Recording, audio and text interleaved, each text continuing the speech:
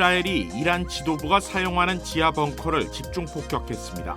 이란은 이스라엘을 겨냥해 장거리 탄도미사일을 발사했고 걸프 국가를 향한 공격도 계속했습니다. 이런 가운데 트럼프 대통령은 이란의 무조건적인 항복이 유일한 합의 조건이라고 했고 새 이란 지도부는 미국을 잘 대해야 한다고 강조했습니다. 남가주 지역의 휘발유 가격이 이틀 연속 가파른 상승세를 보이며 갤런당 $5 선에 바짝 다가섰습니다. 텍사스주 엘파소에 있는 아이스 대형 구금 시설의 수용 인구가 한계치를 넘으면서 연일 각종 사고들이 발생하고 있습니다. 세관 국경보호국은 연방 대법원이 불법으로 판단한 상호 관세를 환급하기 위한 새로운 시스템을 45일 이내에 마련할 것이라고 밝혔습니다.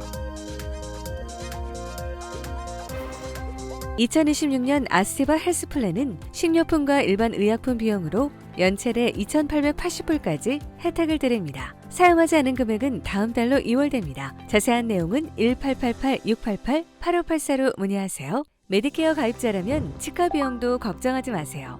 2026년 아스티바 헬스플랜은 연체대 3,560불까지 치과 혜택을 제공합니다. 자세한 내용은 1888-688-8584로 문의하세요. 시청자 여러분 안녕하십니까? KBS 아메리카 뉴스입니다. 전쟁 7일째, 이스라엘은 이란 지도부가 사용하는 지하 벙커를 집중 폭격했습니다. 이란은 이스라엘을 겨냥해 장거리 탄도미사일을 발사했고 걸프 국가를 향한 공격도 계속했습니다. 김계형 기자가 보도합니다. 큰 폭발음과 함께 거대한 먼지 구름이 치솟아 오릅니다. 잠시 후 또 다른 폭탄이 큰 폭발을 일으킵니다. 현지 시각 6일 이스라엘은 이란 수도 테헤란에 대규모 지하 벙커를 집중 폭격했습니다. 주거 지역 아래 수십 미터 깊이 지하에 위치한 이란 지도부의 지휘 벙커입니다. 50 מטוסי קרב תקפו באופן מתואם ומשולב את המתחם ביותר מ-100 חימושים. בשלב זה אנחנו בוחנים את תוצאות התקיפה. 이스라엘은 또 레바논 수도 베이루트 남부에 대규모 공습을 쏟아부었습니다. 이날 하루 테러 인프라 100곳 이상을 공격해 수십 명이 사망했다고 전했습니다.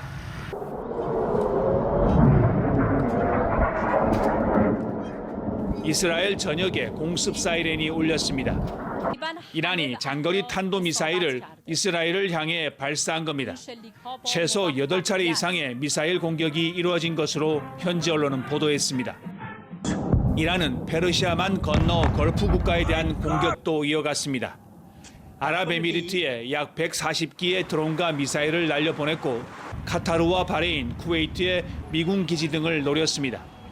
바레인 호텔에 불이 나는 등 민간 시설도 피해를 입었습니다.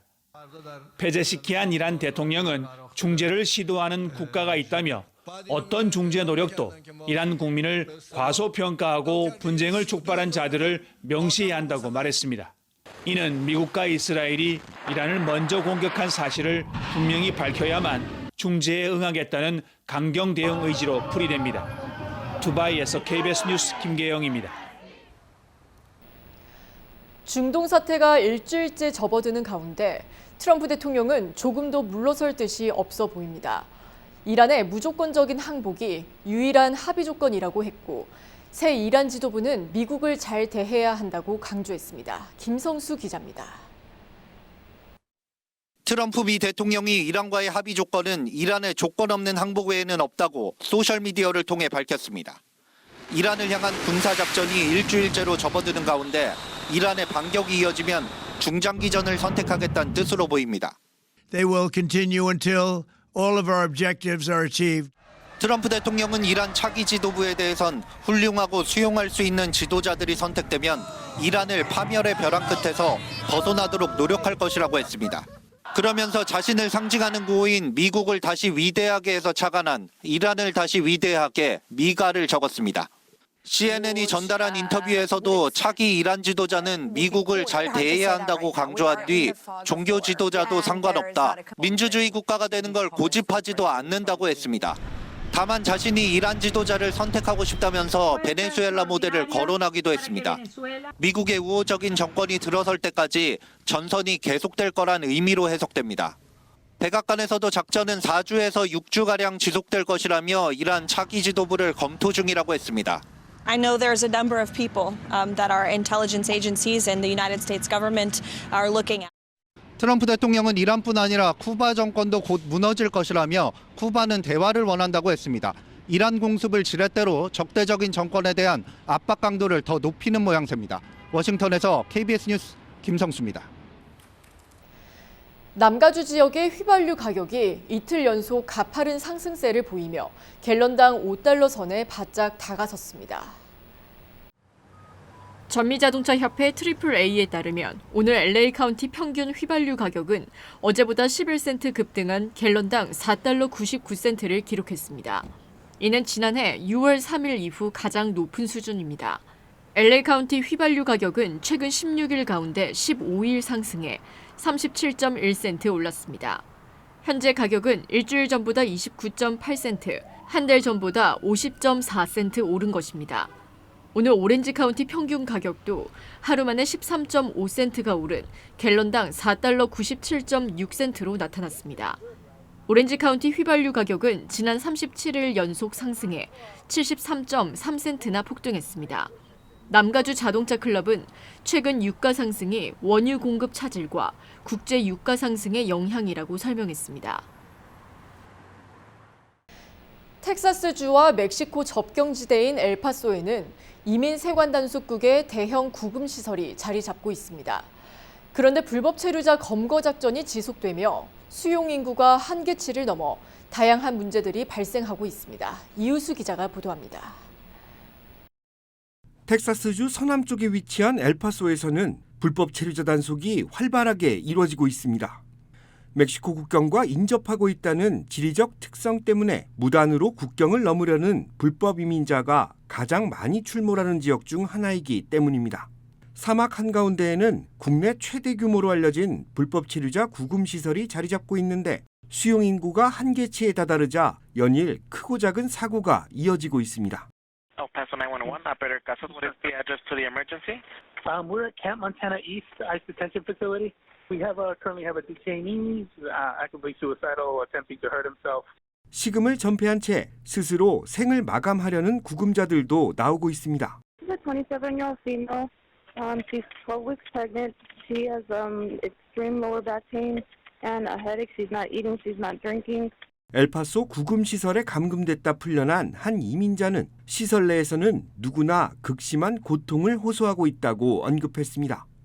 수용 인원이 한계치를 넘으면서 숙면을 취하거나 제때 끼니를 챙기는 것도 쉽지 않다는 겁니다. The torture, the lack of sleep, the lack of food. Inhumane is my main word. I lost everything. 텍사스 지역 일부 정치권도 관련 시설이 폐쇄되어야 할 것이라는 주장을 내놓고 있습니다. 불법 이민자 단속이 인권을 침해하는 행위로 이어져서는 안 된다는 겁니다. They're getting substandard food. They're not getting the medical that they need. This place needs to be shut down. And it needs to be shut down immediately. 한편 워싱턴 포스트는 교도관들이 수용자들의 자살 시도 여부에 내기를 거는 등 비인간적인 행위가 만연하고 있다는 사실이 알려지면서 이민세관 단속국 내부적으로도 폐쇄 여부가 검토되고 있다고 보도했습니다. 해당 구금시설에 수용된 불법 체류자 중 80% 상당은 전과 기록이 없는 것으로 확인됐습니다. 현재 이 시설에는 3천여 명의 수용자가 감금돼 있는데 비위생적인 환경으로 홍역이 퍼지면서 이달 19일까지 방문객들의 접근이 차단된 상태입니다. KBS 뉴스 이우수입니다. 세관 국경보호청이 위헌 판결을 받은 1,660억 달러 규모의 관세 환급을 위해 45일 내로 전용 시스템을 구축합니다. KBTV 김은지 기자입니다. 오늘 세관 국경보호청은 위헌 판결을 받은 트럼프 행정부의 관세 정책을 환급하기 위한 시스템을 약 45일 이내에 준비할 예정이라고 밝혔습니다. 이번 발표는 오늘 오전 국제무역법원이 정부 측 변호사와 세관 국경보호청 관계자들을 소집해 비공개 합의회의를 열고 관세 환급 절차를 논의한 가운데 나왔습니다.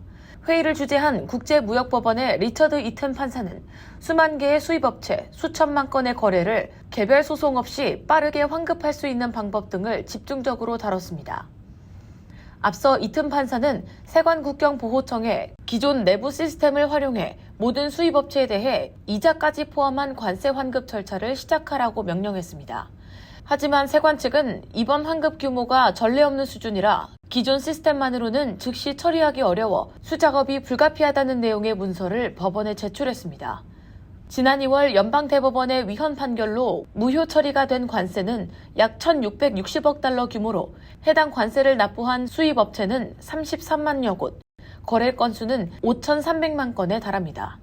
세관 고위 관계자는 이튼 국장의 명령대로 시행했을 경우 400만 시간 이상의 노동이 필요하며 이는 기존 무역 집행 업무에도 큰 부담이 될 수 있다고 설명했습니다. 한편 대법원의 관세 무효 판결 직후 트럼프 대통령이 새로 도입한 추가 관세 정책도 법적 리스크에 직면했습니다. 뉴욕주와 오리건주를 포함한 24개 주정부는 트럼프 행정부가 무역법 122조를 근거로 부과한 새로운 관세 역시 법적 근거가 부족하다며 국제무역법원에 소송을 제기했습니다. 한편 펜실베니아대 연구기관 펜와튼 예산 모델은 대법원 판결로 인해 환급 대상이 될 수 있는 관세 규모가 최대 1,750억 달러에 이를 것으로 추산했습니다. KBTV 뉴스 김은지입니다. 연방수사국 FBI가 LA 경찰국과 국토안보부, 마약 단속국과 함께 LA 한인타운 인근 메가더 파크에서 마약 밀매를 하던 18가 갱단을 체포했습니다. FBI LA 지부는 어제 2230 웨스트 6스트릿에 위치한 메가더 파크에서 18가 갱 조직원 12명을 검거했다고 밝혔습니다. 또 현장에서는 펜타닐 10파운드가 압수됐습니다. 이 밖에 다양한 약물과 총기 6정, 현금 8만 달러가 발견됐습니다. 미국의 2월 고용 지표가 예상을 크게 벗어나며 시장에 충격을 줬습니다. 일자리가 9만 명 넘게 줄고 실업률도 올랐지만 연준은 당장의 금리 인하보다 상황을 지켜보겠다는 입장입니다. KBTV 신영주 기자가 보도합니다. 미국의 2월 고용시장에 경고등이 켜졌습니다. 노동부 노동통계국은 오늘 2월 비농업 일자리가 전달보다 9만 2천 명 줄었다고 밝혔습니다. 시장 전문가들은 5만 명 증가를 예상했지만 실제는 이 예상을 크게 빗나갔습니다. 이번 감소폭은 팬데믹 직후인 2020년 12월 이후 가장 큰 수준입니다. 정부 셧다운의 일시적 영향을 받았던 작년 10월 지표를 제외하면 사실상 코로나 이후 최대 감소폭입니다. 업종별로 보면 그동안 미국 고용을 이끌어온 의료 부문이 2만 8천 명이 줄며 감소를 주도했습니다. 임금 상승세가 계속되면서 인플레이션 압박이 다시 높아질 수 있다는 우려도 나옵니다. 채권 시장도 고용 쇼크에 크게 흔들리지 않았습니다. 10년물 국채 수익률은 지표 발표 직후 잠깐 하락했다 빠르게 원래 수준을 회복했고 금리 선물 시장도 연내 금리 인하 전망을 거의 바꾸지 않았습니다. 연준 내부에서도 신중론이 나왔습니다. 비둘기파로 분류되는 크리스토퍼 윌러 이사는 이날 블룸버그 TV 인터뷰에서 미국과 이란의 전쟁이 인플레이션에 지속적인 영향을 미치지는 않을 것이라고 내다봤습니다. 에너지 가격보다 식품과 에너지를 제외한 근원 물가가 미래 인플레이션을 더 잘 반영한다는 설명입니다. 윌러 이사는 앞서 지난 1월 연방공기시장위원회에서 노동시장 악화를 이유로 금리 인하를 주장하며 동결의 반대표를 던진 바 있어 이번 고용 쇼크가 연준의 다음 행보에 어떤 영향을 미칠지 주목됩니다. KBTV 뉴스 신영주입니다. 최고의 한인 암 전문의와 함께하면 치료가 달라집니다. LA 한인타운과 부에나파크에 위치한 USC 노리스 종합암센터. 언어나 문화적 어려움 없이 치료에만 집중할 수 있도록 한인 의료진이 상담하고 진료해드립니다. 다양한 분야의 전문의들이 협진을 통해 진단과 치료에 최선을 다하며 임상시험 참여의 기회도 제공합니다. 환자를 먼저 생각하는 마음. USC 노리스 종합암센터. 오늘 예약하십시오. 치명 믿을 수 있습니다. 치명 포장하지 않습니다. 그 대신 정관장은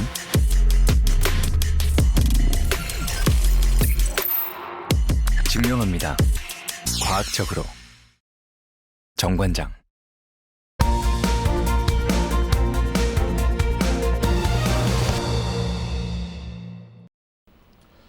이슈 인사이드 시작합니다.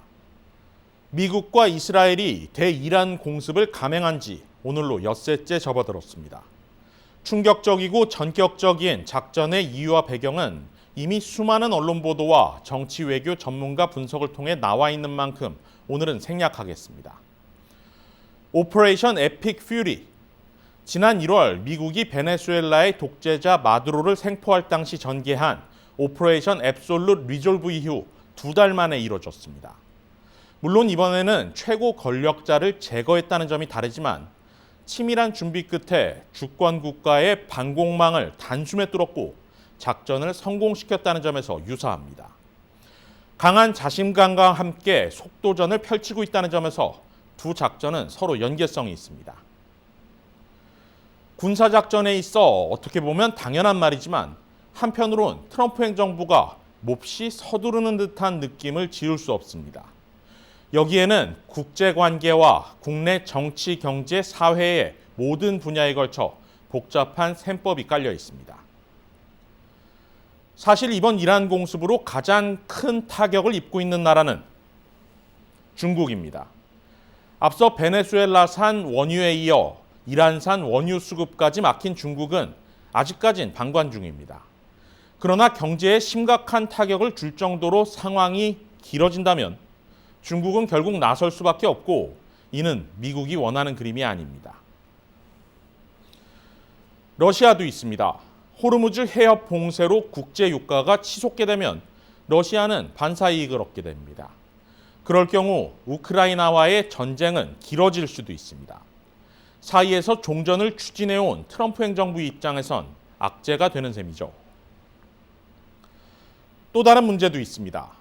이번 공습은 동계올림픽과 패럴림픽이 진행되는 상황에서 이뤄졌습니다. 국제올림픽위원회 IOC는 올림픽 기간 중에 전쟁을 엄격히 금지하고 있는데 이를 위반한 것입니다. 만약 대이란 공습이 확전 양상을 띠게 될 경우 2028년 LA 올림픽을 준비하고 있는 미국 입장에서는 심각한 타격이 올 수 있습니다. 실제로 IOC는 2022년 베이징 동계 패럴림픽을 앞두고 우크라이나를 침공한 러시아의 국가대표 자격을 정지시킨 바 있습니다. 여기에 당장 6월이면 북중미 월드컵이 개최됩니다. 본선에 진출한 이란의 불참 가능성도 커진 상황인데요. 전 세계인의 축제에서 개최국이 전쟁 국가의 이미지를 가져가는 것은 결코 좋지 않습니다.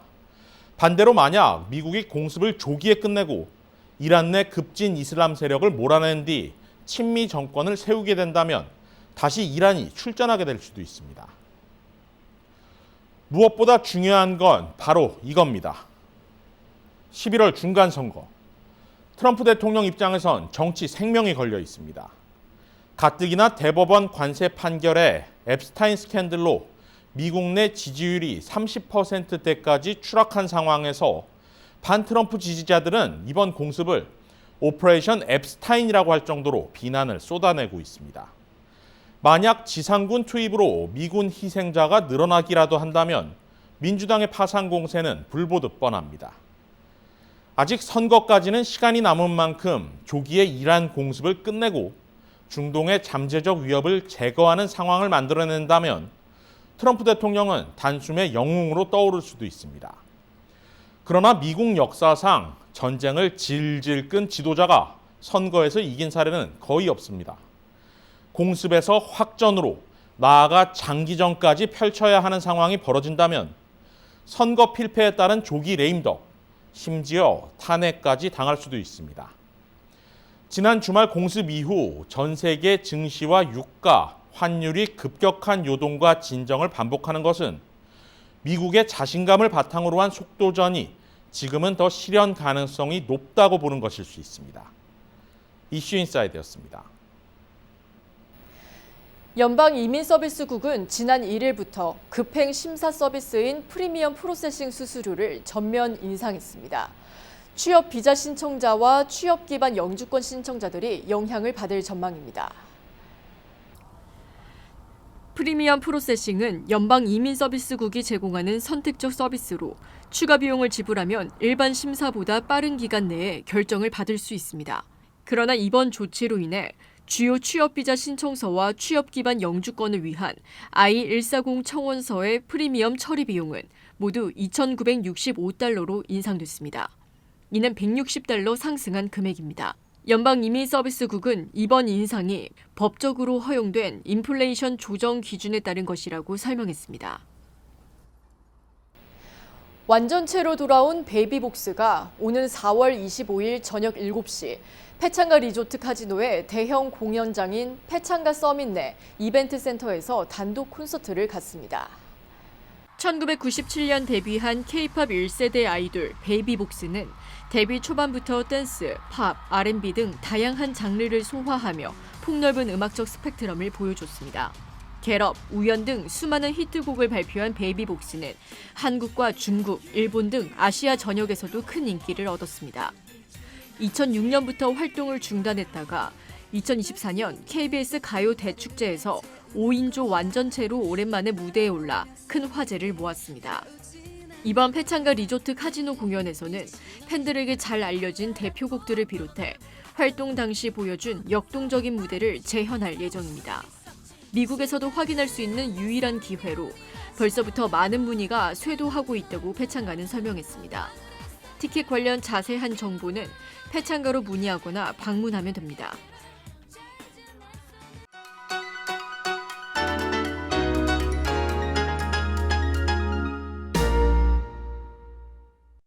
주식시장은 오늘도 하락했습니다. 이틀 떨어지고 하루 엇갈리고 하루 오른 이번 주를 15주 만에 최악의 주로 마무리했는데요. 특히 그중 이번 주 단 하루 오르고 나흘이나 떨어진 다우존스는 21주 만에 최악의 주를 기록했습니다.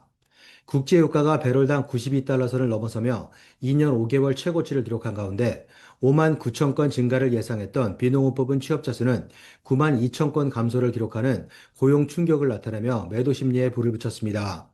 패닉셀링의 기세는 어제와 버금가는 수준을 나타냈지만 오늘은 어제처럼 막판에 패닉바잉이 대거 유입되는 상황은 발생하지 않았는데요. 그럼에도 점차 증가한 매수세와 함께 낙폭의 38%를 회복했습니다.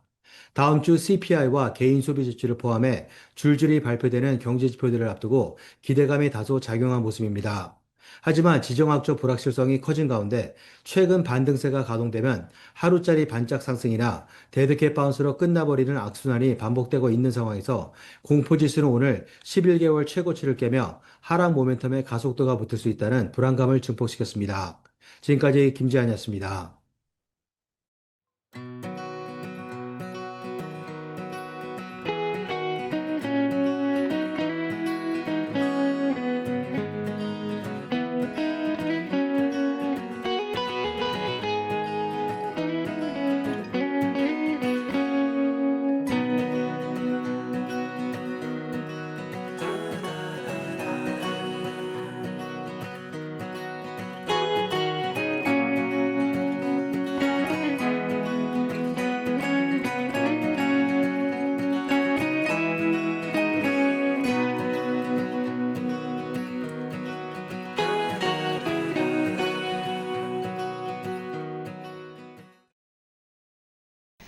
긴 한 주 보내시느라 정말 고생 많으셨습니다. 치열했던 한 주를 뒤로하고 편안한 휴식과 함께 여유 가득한 주말 보내시기 바랍니다. KBS 아메리카 뉴스 마칩니다.